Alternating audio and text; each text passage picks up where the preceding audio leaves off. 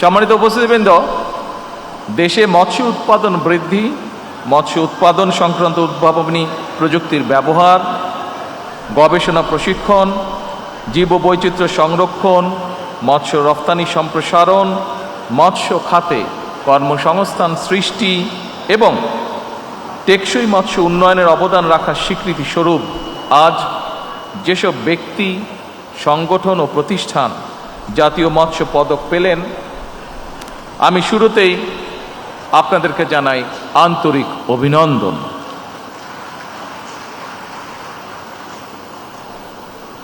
কয়েকটি কারণে আমি দেশে মৎস্য উৎপাদন এবং মৎস্য ব্যবসায়ীদেরকে বিশেষভাবে ধন্যবাদ জানালাম। কারণ মৎস্য চাষ আমাদের পুষ্টিকর চাহিদা পূরণ করছে।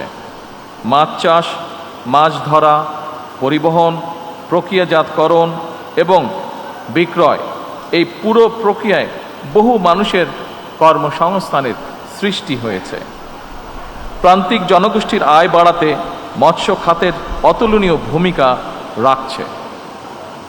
নদীমাতৃক বাংলাদেশে পুকুর, বিল, হাওড়, বাওড় এবং অন্যান্য জলাশয় কাজে লাগিয়ে কিংবা অল্প জমি ব্যবহার করে মাছ চাষের মাধ্যমে স্বাবলম্বী হওয়ার সুযোগ রয়েছে এবং এ কারণে আমরা সিদ্ধান্ত গ্রহণ করেছি, সরকার সমগ্র বাংলাদেশে এরকম অনেক জলাশয় আছে, হাওর আছে, বিল আছে, পুকুর আছে, যেগুলি পড়ে রয়েছে বিনা কারণে।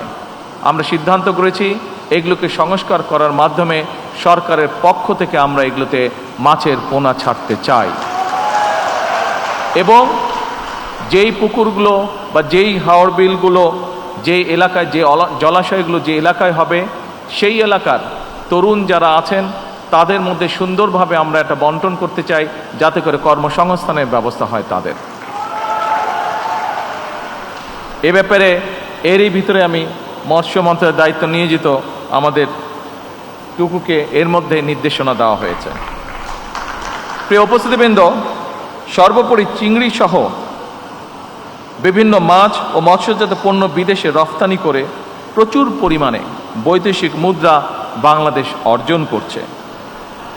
2025-26 অর্থ বছরে বিশ্বের প্রায় 52টি দেশে মৎস্য এবং মৎস্যজাত পণ্য রফতানি করে বাংলাদেশ 6,000 কোটি টাকার বেশি সমমূল্যের বৈদেশিক মুদ্রা অর্জন করেছে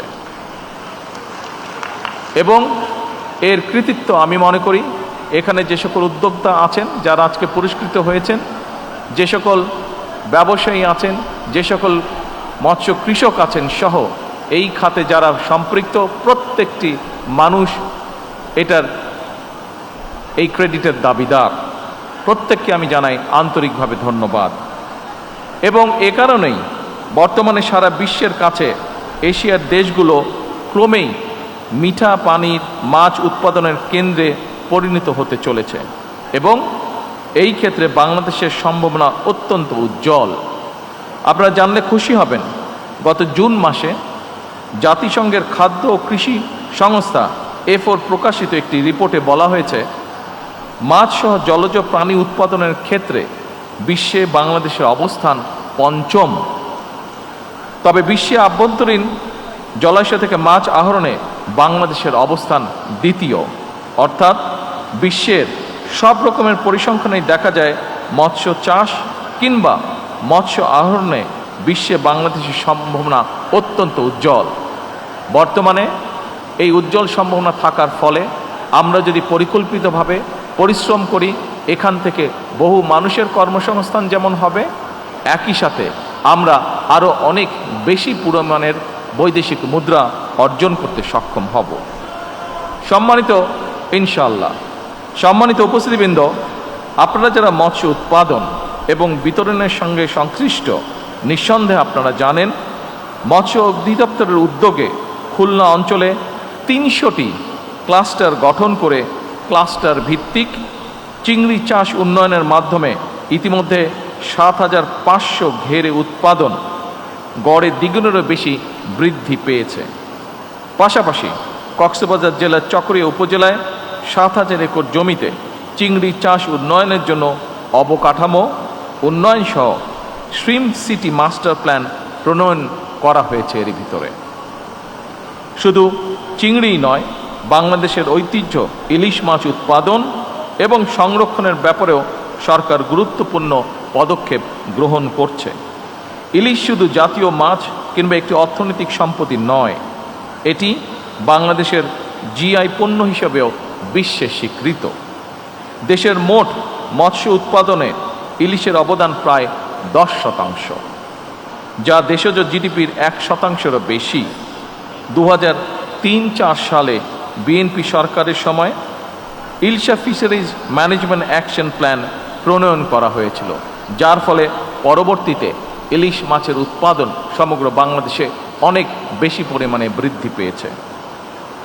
সম্মানিত উপস্থিতিবৃন্দ, বাংলাদেশে প্রায় 14 লক্ষ নারী, বর্তমানে দেশের প্রায় 2 কোটি মানুষ প্রত্যক্ষ কিংবা পরোক্ষভাবে মৎস্য খাতের উপরে নির্ভরশীল, এবং সে কারণেই এই সেক্টরকে নির্বিঘ্ন এবং নিরাপদ রাখতে সরকার বিশেষ দায়িত্ব বলে মনে করে। বর্তমান সরকার মৎস্য, পশু সম্পদ এবং জলজ খাতকে অগ্রাধিকার তালিকায় রেখেছে, কারণ আমরা যদি আমাদের আবহমান কালের ঐতিহ্য দেখি, অর্থনীতি দেখি, আমাদের দেশের বহু কোটি মানুষ এই পেশাগুলোর সাথে সম্পৃক্ত। উপস্থিতিবৃন্দ, মৎস্য সেক্টরের বিকাশ এবং মৎস্য চাষী এবং জেলেদের জীবন জীবিকার উন্নয়নে সরকার অত্যন্তভাবে আন্তরিক, এবং এরই অংশ হিসাবে মৎস্য চাষীদেরকে কৃষক কার্ডের আওতায় আনা হবে এবং হয়েছে এর মধ্যে। একই সঙ্গে জেলেদের পরিচয়পত্র প্রদান ও নিবন্ধন কার্যক্রম চলমান রয়েছে। 2026-27 অর্থ বছরে প্রথমবারের মতন সুন্দরবন এবং হাওর অঞ্চলে মৎস্য আহরণ নিষিদ্ধকালীন জেলেদের ভিজিএফের আওতায় আনা হয়েছে। উপস্থিতিবৃন্দ, যদি আমরা প্রত্যেকটি মানুষ আন্তরিক হই, আমি বিশ্বাস করি বাংলাদেশের ভাগ্য উন্নয়নে মৎস্য এবং পশু সম্পদ যুগান্তকারী ভূমিকা পালন করতে পারে। আপনারা জেনে খুশি হবেন, বাংলাদেশের ইতিহাসে প্রথমবারের মতন গত জুন মাসে নাইজেরিয়াতে হ্যাচিং ডিম রফতানি করা হয়েছে। এভাবে বিদেশে নিত্য নতুন পণ্যের বাজার খুঁজে বের করার জন্য আমি উদ্যোক্তা বা ব্যবসায়ীদের প্রতি আন্তরিক আহ্বান জানাই, এবং এক্ষেত্রে সরকারের কোনো সহযোগিতা প্রয়োজন হলে আমাদেরকে জানাবেন, আমরা আমাদের সর্বোচ্চ দিয়ে আপনাদেরকে সহযোগিতা করব ইনশাআল্লাহ।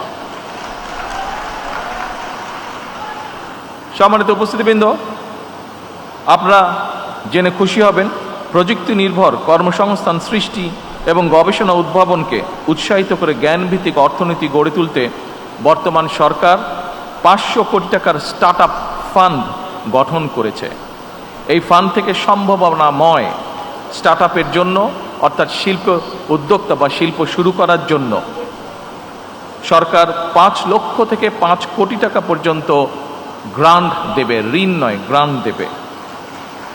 সুতরাং এই সুযোগ গ্রহণ করে এগিয়ে আসার জন্য আমি নতুন উদ্যোক্তা যারা আছেন তাদেরকে বিশেষভাবে আহ্বান জানাতে চাই।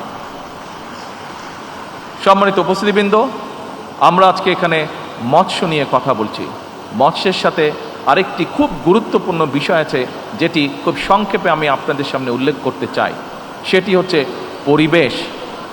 যে কোনোভাবেই হোক, যেভাবেই হোক, যে কারণেই হোক, আমরা খেয়াল করে দেখছি আমাদের খাল, বিল, নদী, নালা, যে সকল হাওর, বিল যে সকল আছে, সবগুলোর পরিবেশ ধীরে ধীরে আমাদের ব্যবহৃত বিভিন্ন যে আবর্জনা আছে, বিভিন্ন রকম টিস্যু পেপার, প্লাস্টিক, পানির বোতল, এইসবের কারণে ধীরে ধীরে এই জলাশয়গুলোর পরিবেশ নষ্ট হয়ে যাচ্ছে।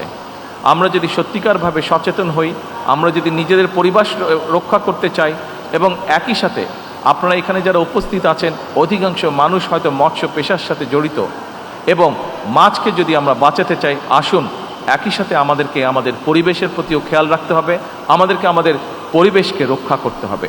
আমরা যদি পরিবেশকে রক্ষা করতে পারি, আমরা যেমন একটি সুস্থ পরিবেশের মধ্যে বসবাস করতে পারবো, আমাদের সন্তানেরা সুস্থ পরিবেশে বসবাস করতে পারবে আগামী দিনে। একইভাবে আমাদের মৎস্য, আমাদের পশু, সকল কিছু আমরা একটি সুস্থ পরিবেশের মধ্যে গড়ে তুলতে সক্ষম হব। সম্মানিত উপস্থিতিবৃন্দ, সকল প্রিয় ভাই ও বোনেরা, জাতীয় মৎস্য পক্ষের এবারের প্রতিপাদ্য রূপালী মৎস্যে স্বনির্ভর দেশ, সবার আগে বাংলাদেশ। আসুন আমরা সবাই মিলে জলজ সম্পদ সংরক্ষণ, পরিবেশ বান্ধব ও টেকসই মৎস্য চাষ এবং বিতরণ, মাছের উৎপাদন, আহরণ এবং উৎপাদনশীলতা বৃদ্ধির মাধ্যমে একটি পুষ্টি সমৃদ্ধ, আত্মনির্ভরশীল এবং সমৃদ্ধ বাংলাদেশ গড়ে তুলি। এই গড়ে তুলতে হলে আমাদের সকলকে সচেতনভাবে পরিশ্রম করতে হবে। আমাদের 20 কোটি মানুষের 40 কোটি হাতকে কাজে লাগাতে হবে, যাতে আমরা আমাদের দেশটিকে সুন্দরভাবে গড়ে তুলতে পারি। পরিশেষে আমি জাতীয় মৎস্য পক্ষ 2026-এর শুভ উদ্বোধন ঘোষণা করে আমার বক্তব্য শেষ করছি।